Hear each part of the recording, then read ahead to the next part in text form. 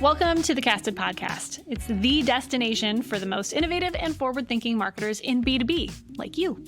Each week, I host conversations with brilliant marketing leaders on the tactics and tricks that they're harnessing to reach their revenue goals, rev their thought leadership engines, amplify their marketing voice in the marketplace, and ultimately drive real business results. I'm Lindsay, CEO and co-founder of Casted, and this is the Casted Podcast. Ryan Brock, Chief Solution Officer at DemandJump, co-host of the Page One or Bust podcast. Ryan, thank you for being here. I'm glad to have you on the show. Yeah, Lindsay, it's been a little while, been about a month, but yeah, we just had some fun in St. Louis, didn't we? We did. Yeah, I think that if that's any indication of what's possible when we team up, we should do lots more like this. Like this. I love it. Podcasting about podcasting. I've already had you on my podcast. We're just going to do this forever, round and round and round. That's my life. So I'm here for it. Okay, so tell me a little bit. We're going to get into all things pillar-based marketing, which if you know anything about Ryan, you know anything about DemandJump, that is the thing, and it should be on your radar. If you're listening to this show, you're likely a marketer. Like, it should be on your radar. So we're going to get into that. But before we do, it's a podcast about podcasting. You have a podcast. Tell me how it started and how it's going. Tell me a little bit about the show.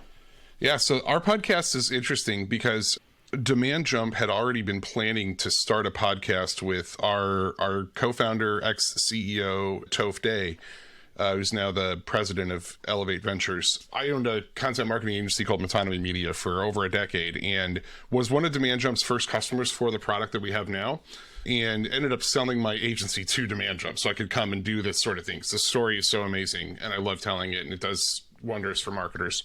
And they didn't know me that well, at least Toph didn't at the time. Like, they didn't know, what my strengths were, who I was, or whatever. So when I came in, they brought me into a couple of meetings with the producers of the podcast, Caspian Studios. And they said, come in and you're a marketer too. We just acquired you. Like, maybe you can give some insight in what you would do with a show like this. Maybe like you're our target audience. So what would you do? And they heard my, radio friendly voice and my charismatic style. And they're like, oh, we should put this guy on the podcast too. So Toph and I became co-hosts of the podcast. It didn't even have a name yet, but eventually we arrived at Page One or Bust because we thought it was fun. And that's really what it's all about. It's just about like finding people where they are, which is the top of the search results. And yeah, Toph and I co-hosted it for a while together.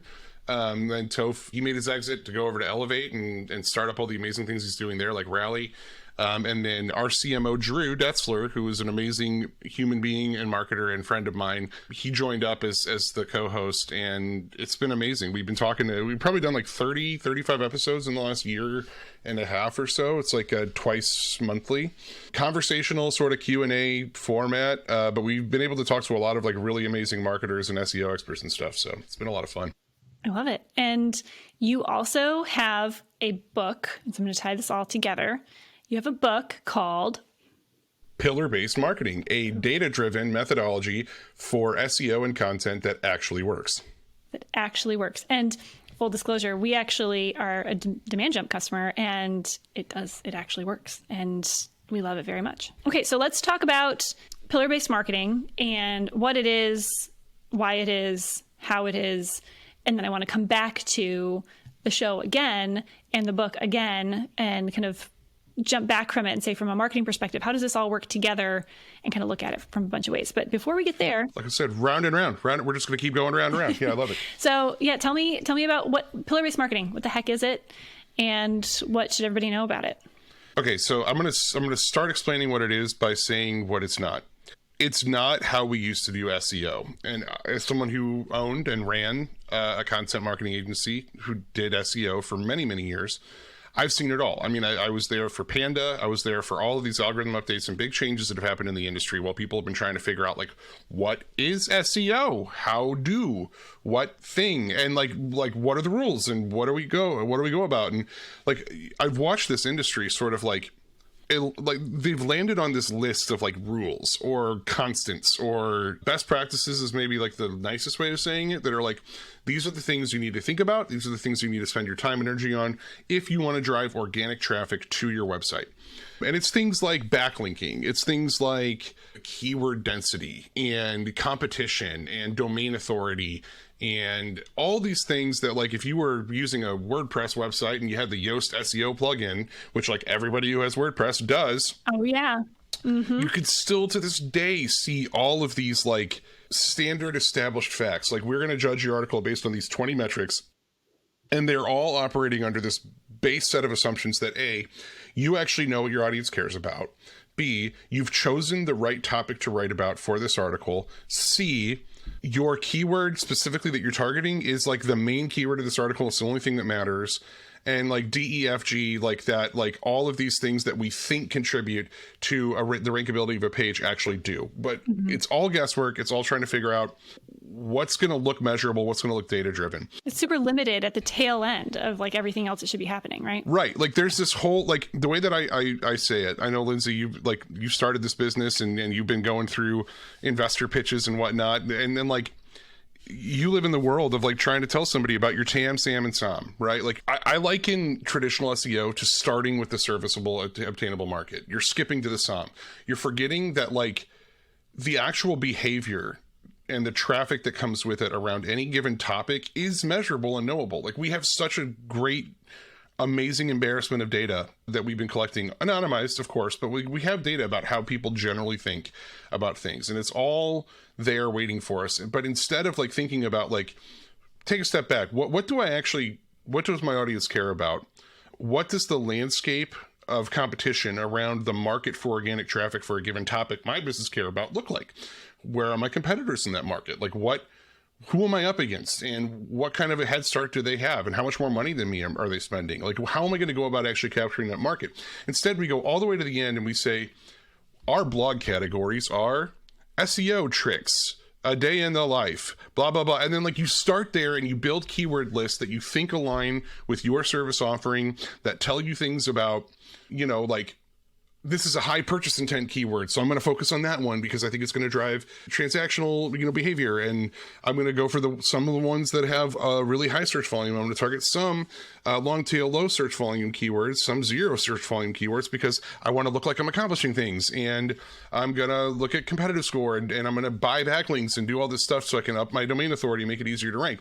There are so many assumptions that go into all of this. It's just bias, up and down, left and right. And so like the joke that I make, that I've made so many times, I probably should make this the last time I ever make it, is that when I started my agency, I had a full head of hair, and I did not have an anxiety medication prescription. I do now. Well, I don't have hair anymore, but I do have the drugs, because it's like I spent a long time trying to like justify investment from my clients into SEO, and I was largely confusing activity with results. Like, as long as I'm looking at data, as long as I'm looking at numbers, putting it in a nice report, showing progress somewhere, and I'd have to look for that progress, then I could be okay with it. And of course, like, the bias that comes with SEO means that it's going to take 6 months. It's going to take 6 months for all these things that we were told are work to see if anything ends up ranking. And then you have to make a lot of assumptions about why that thing ended up ranking and try to build your next batch of content around it. It's a lot. And it's just, there's so much waste, and there's so much bad user experience and so much cognitive dissonance in that process. And I always struggled with it to the point where I like outright rejected it for a long time. And then I found the technology that we have at DemandJump, which says, forget all that crap. Let's look at Google's recommendation engine. Let's look at the way Google contextualizes a search amongst other searches that people who search for that topic are likely to also search. Without getting too deep into how the sausage is made, we can analyze a significant amount of data to the point where we can confidently map the TAM of any topic. You know a topic, let's say it's podcasting platforms or podcast solutions. Like, if you know that, we can know that TAM. We can know all of the different ways somebody searches for information about that topic. And then importantly, rather than looking at something like search volume or competitiveness or whatever, we can look at how many times do certain terms show up across otherwise completely different journeys. So if you think about that TAM as a spider web of all these terms that connect spatially, there are an infinite number of ways someone can move around that spider web. Well, that means that some terms that end up getting searched get searched more often than others across disparate journeys. I call it the infinite customer journey. You can't predict what it's going to be. And those terms end up becoming the most important topics you need to write about if you want to have actual coverage of a topic and demonstrate your authority to search engines. And so pillar-based marketing is a methodology that takes that data analysis and translates it into a prescriptive and easy to follow step-by-step process that tells you, here's the data you need to look at, here's how you need to analyze it, here's the outputs that you're looking for in terms of a content strategy, here's how you're going to go about writing that content, what topics you're going to cover in that content, how you're going to link it together, how you're going to publish it, everything you need to actually drive what we found to be incredibly consistent SEO results. So we can take anybody with any domain score, authority score, and we can get them in a span of however long it takes to write about 16 to 20 pieces of content and get them on page one for dozens or hundreds of terms within a few days of publication. So it's crazy, it's fast, but it's also incredibly scientific, which is why I love it. I love it too. And I know that was a lot. So like go back, rewind it, and listen again. Yeah. Sorry, I don't make clippable podcasts. I'm really bad at that. Oh, we'll find a way to clip it, Ryan. We will find a way. But the reason that I love it so much and the reason that we get along so well is that it's the why, right? You are going against the overly formulaic approach and kind of misinterpretation about the opportunity of SEO that says, oh, if I just do these things, I get results. Like that's not how it works. That's not how it's supposed to work. It's not supposed to be, pepper some SEO on it at the end of making all these assumptions and writing an article. It's about understanding your audience. It's about understanding what are people looking for?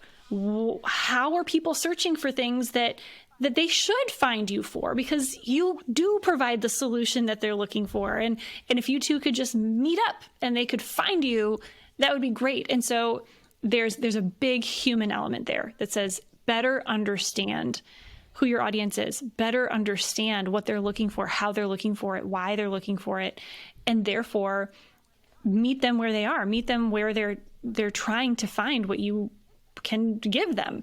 And it works, which is really, really cool. It's using the data truly to serve the humans. And you know how I feel about human connection. And I love that. You're making it all make sense for all the people involved.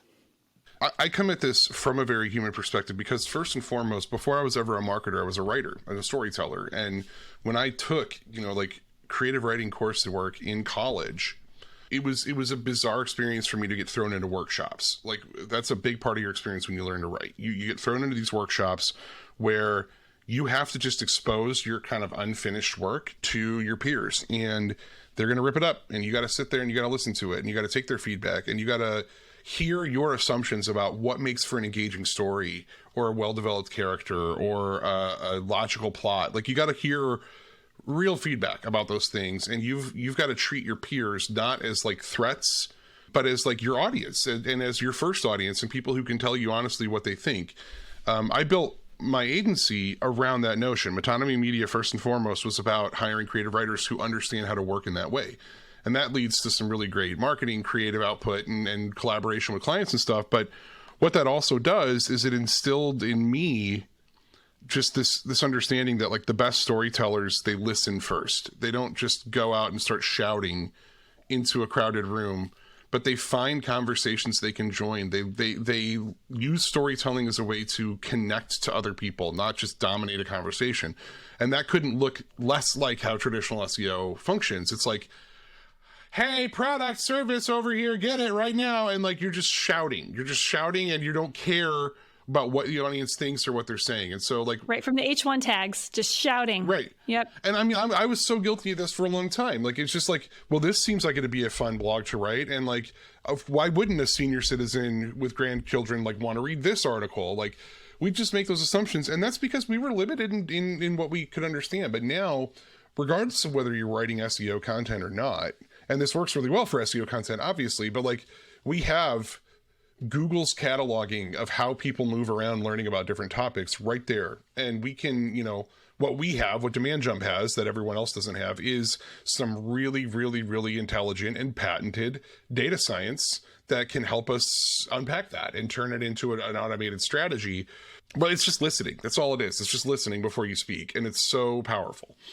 Oh my gosh, Ryan, I love that, because that's the best storytellers listen first. And that's literally what you're equipping marketers to be able to do, is listen first and then respond accordingly, which is a beautiful, very scientific thing. Yes. And it's great. Art and science. I mean, that's sort of like when Toph and I first started imagining the podcast. And then of course he's my co-author on the book. Like that was big to us, like thinking about that. Like that was a core theme in the book and in the way that we talk about pillar-based marketing, that it is really art and science. It's the left brain and the right. You put them together, you give structure, and within that structure, people can be amazingly creative. The way that another metaphor here that I like to think about, and it's like way bigger than even my head has room for, but like I like to pretend. I think of what we're doing as being similar to like what Shakespeare did with his sonnets. Shakespeare wrote his sonnets, and then there's 180 of them, and they're all the same length. They're the same rhyme scheme, the same meter, like da da da da da da da da da da da da da da da da da da, and even like structurally, you're going to get 4 stanzas, and then you're going to get a little couplet at the end that sort of resolves what other tension Shakespeare's talking about in the 12 lines that precede it. They're all the same, and so when you sit down in an English class and you read them out loud, like your teacher made you do, it's boring as hell, and you don't get it. Oh, and especially if you go home and you start reading them, and you have to read like 20 of them and then write a paper on it, it's obnoxiously boring. You don't get it. But Shakespeare knew that his audience was illiterate. He understood that his audience in Elizabethan England could not read, except for the rich people who were giving him money to do this.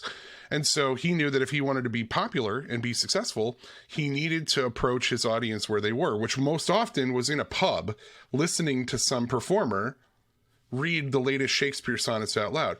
And if it's always the same rhyme scheme, if it's always the same meter, it's always the same structure, even if you're drinking, it's way more likely that you're going to remember what you just heard and repeat it to your friends later if it's familiar in its structure and its approach. And so, like, I think that's why he's as famous as he is and still well regarded, is because he was a man of the people. Like, he understood how to, like, bring them what he wanted to say, like the true depths of his heart and soul and his reflections on humanity and love and life and sin and all these other things. And he knew he just knew his audience, and he understood how to do it. And like, I think that's sort of like what we're trying to do here for marketers. So there's a little bit of a sellout angle here as well. But like, we're trying to say, look, this is how you demonstrate authority, not just to human beings, but to search engines. If you think about topics this way and you go about your creative choices in this manner, you're within a pretty tight structure. But it's a structure that actually leads to results because it does demonstrate authority and that you understand your audience. Yep. And that's an interesting little segue into, this is a podcast ultimately about podcasting. And you were talking about knowing your audience and who it's for and why are you doing it. And then you got into listening to content. So let's talk about podcasts. So you all have a show, as we talked about earlier.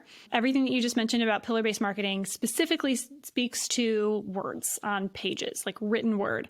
But as we know, and as we've talked about a lot, and why we're so excited to like do all the things together, is that it's bigger than that, and it's about spoken word too. It's about who's it for, why are you doing it, and how are you going to reach them? Which, yes, is in topic, but it's also in format. And so, tell me, pillar-based marketing, podcasting, how does that play into, from your mind, that whole strategy and that whole approach? All right, I got 2 answers for you. The first one is my rehearsed one. The second one is brand new as of this morning. First of all, like my show is, like I said, like an interview format, Q&A. So we're not coming with like we need to know what topics we're gonna talk about. But a lot of podcasts are more scripted, or more narrative in function and feature and format. And like having that access to search behavior data, it's going to be just as valuable for that channel as any other. And that's sort of our long-term vision, honestly, is like understanding how people think and learn about topics. How do we help marketers apply that to any channel in any way that they want to go? But with podcasting in particular, especially because of Casted, and like It's so funny, Lindsay. I've been on the other receiving end of this so many times, like being like a host with somebody who's familiar with my technology, and then I'm like, shut up, we don't need to talk about it, but I will because it's relevant. Yeah, okay, you're less bashful about it than I am. But like you look at like technology like Casted, we can take our growing library, not just of podcast content, but all of our video content and webinars and things like that, of which we have a lot, and we can start parsing that and analyzing like, what are we talking about across these hours and hours and hours of content. And as we build our web pages around the pillar-based marketing methodology, it becomes very easy for us to find opportunities to incorporate into the written content of a page human content that in the form of a podcast, a podcast clip that we can create that matches exactly what we're talking about. Maybe it's a guest of ours, so that like, here's another expert in this field who you might even recognize because they're well known, and like they're here talking about this in a way that lends some authority to what we're talking about.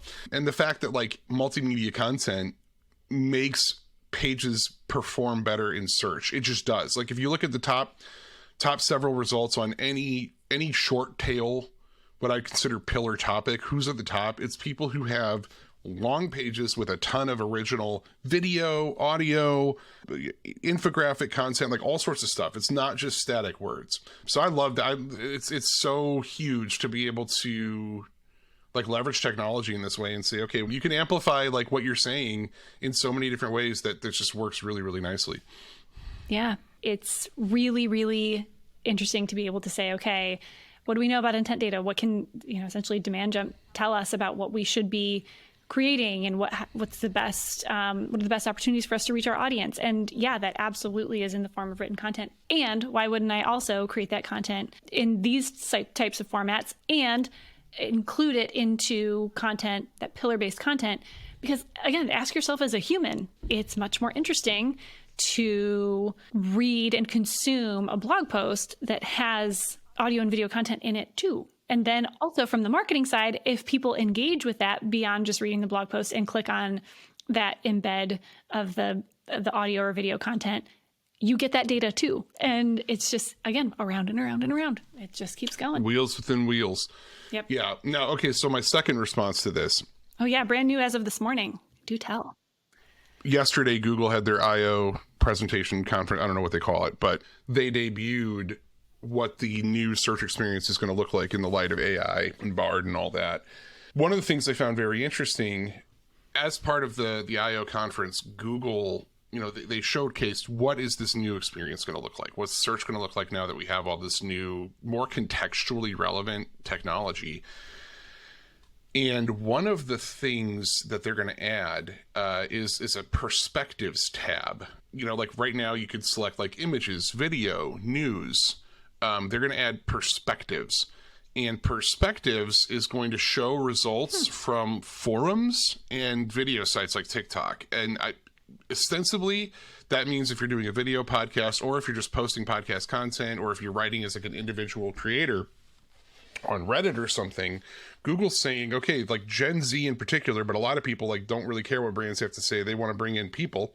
And it's funny because even I, on my show recently, I talked to somebody who was a LinkedIn influencer, like expert, and she was like, if you have a brand, like no one cares about your brand's LinkedIn posts. Like, it's like you need to find people who are experts, people who are thought leaders, and like let them be genuine and like talk about what they know, and like people are going to trust them more than they trust your brand.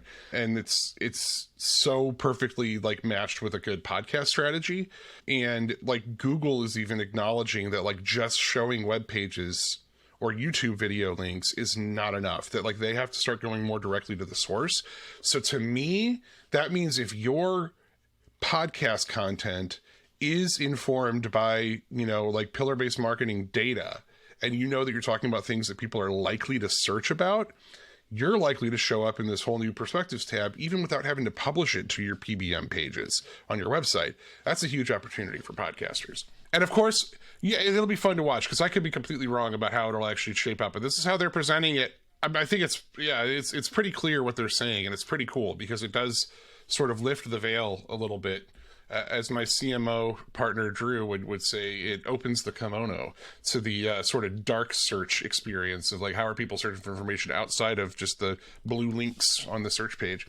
Technology isn't always the answer when it comes to marketing and it comes to like making a human connection, but in this case it absolutely is. Like, the reason Google sucked and was easy to game 10 years ago is because their technology sucked and it was easy to game. Like, and it's just getting harder to do that because they're getting better at their one job, which, you know, you phrased it as like helping get people the right information. I think that's a great way to phrase it. Another way that I phrase it is their job is to analyze and quantify authority. That's it. Their job is to say, here's a query. Who is the most authoritative source on this? And how do I get that information in front of people? Analyzing that is such a complicated thing, especially for just like dumb silicon to do. It's taken to this point for us to really start understanding like what it takes to be a real authority. And that's why you see like all the algorithm updates up to this point in the last like 9 months, they've all been about helpful content, reducing spam. And it's because Google understands the difference between someone who's just trying to sell something and somebody who wants to be an authority. And like, so one of the biggest like challenges I'll get from people who are new to pillar-based marketing is I'll tell them with a straight face, like, you have to answer this question, which has nothing to do with your product and maybe is so elementary you feel like you're going to look stupid answering it as a big authoritative brand, but you have to answer it because people who care about all this other stuff that you also care about that. And if you go to Google with your network of content and you say, I'm answering not just the questions that are going to tie one-to-one to my product, but all the questions someone has as they're trying to find a solution on this. I mean, what better way to show that like you genuinely care about providing value? And like, that's my favorite thing about pillar-based marketing is it's like, we're not trying to interrupt people's lives or give them something they don't want or do a bait and switch. We're just trying to provide value right from go. And we're realizing that like our value as a thought leader is not the thing that we should be gatekeeping with money. Like, if we have a solution for somebody, we can help make their lives easier, but like, that doesn't have to wait until they give us money. We can start right now. And that's a good thing.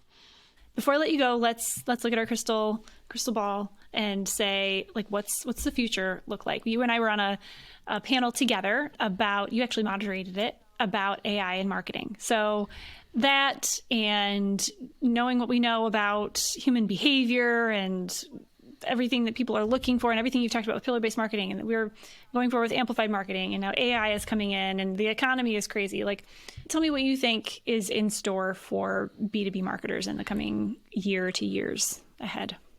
I think right now people need to be wary of putting too much stock in generative AI as the end-all be-all replacement for your human writers. I don't think a lot of marketers are fully thinking that way anymore, and it's been a rapid change in the last 2 months even, the way that people have gone from like, oh, I don't need writers anymore to maybe I need some writers. And I just think the best advice I can give is to like realize that like AI for the creative process for writing and developing content is sort of like a calculator. We've never had a calculator. We've had like spell check and stuff, but that's not really a calculator. Like, we've had the mathematician's equivalent of a calculator. The difference is you can't hand someone a calculator and expect them to become like an award-winning astrophysicist who comes up with novel ideas about the universe and how it works. Similarly, you can't hand a writer's equivalent of a calculator and expect like the output to just be automatically the best thing you've ever read. In fact, what you're going to find is that like the bar is just going to get raised. And I think that's a really exciting thing. So I think it's both, this is both in one, right? Like, I think we should all be excited that number one, like doing initial research, collecting the thoughts, understanding the general market consensus on a topic, it's going to be way easier, way faster. I know when I put together like webinars and thought leadership presentations, I can get to like the actual statistics I want to quote or quotes that I want to share in like a fraction of the time that it used to take me to sift through search results. Now I can just ask GPT for, hey, do you have any stats on like how marketers feel about keyword cannibalization? Sure, here you go. And it's like so much faster and easier. I love that. I think it's great. But if that kind of information is freely available and sort of regurgitatable by AI, that means everyone's got it. It's not an advantage anymore. And that means you have to learn how to build on top of that foundation something really, truly compelling. And, Google's saying pretty much the same thing. They're like, hey, if you're trying to just cheat and get to the top of search engines with AI, we're going to find it and we're going to shut it down. If you are using AI to help you create really, really authoritative and helpful content, more power to you. It's going to be good. So like, I don't think AI is something to fear. I think it's something to categorize correctly And then to really understand that, like, writers who are really, really good and creative and excellent at communicating, their lives are going to get a little bit easier, and they're going to be able to focus on the more human side of the work. And I think that's great. And I'm excited for the next 2 years, B2B marketers especially, starting to understand where their thought leadership needs to live now in that world, because it doesn't necessarily need to live in the world where you are answering that basic question that I'm telling you you have to answer. Maybe it's moving on to something more advanced and more high level, and like, that's good. I think that's going to lead to smarter marketers, smarter consumers, smarter everyone. More efficient, more effective, more fun. Well, that's a beautiful place to leave it. I'm excited for that too. Thank you so much for being here, and thank you for pillar-based marketing, and thank you for DemandJump, and thank you for sharing all your insights. Where can people find you? Where can people find the book? Yeah, so the book, you can find it anywhere online. Search Pillar-Based Marketing book if you want to, and you'll find it a lot of places online, no matter where you live in the world. Amazon obviously is there, but you can get it from Barnes & Noble and a bunch of other places too. Page One or Bust podcast. Again, go to your favorite podcast provider, search for Page One or Bust with an exclamation point at the end, because we're extra like that. You find that wherever you want. It's a good show. Lots of meaty content to dig into there. Find me on LinkedIn, Ryan Brock. I have a column that I publish every single Monday that's called The Pillar Column, because it was the first thing that popped into my head. And literally, I'm speaking on webinars with like Content Marketing Institute, Search Engine Land, marketing profs, like on a almost weekly basis. I'm going to events all over the country this year. So, if you're in SEO, in marketing, I'll be there. Come find me. Let's talk. I'll sign your book. Perfect. Cool. Ryan, thank you so much for being here. It's been fun. Thanks, Lindsay. This was awesome. Hey, that's our show. Thanks for joining in. I'm Lindsay Chupkema, and you can find me on Twitter @CastedLindsay and on LinkedIn. You know the drill. If you like this show, you'll like our other episodes too. So consider subscribing, sharing with others, and maybe even leaving a review on your podcast platform of choice. And if you're ready to harness the power of podcasting for your brand strategy, make sure that you click the link in our show notes to subscribe to the Casted newsletter and to all of our shows. You can also go to casted.us for the latest content from our team of experts to yours. Until next time.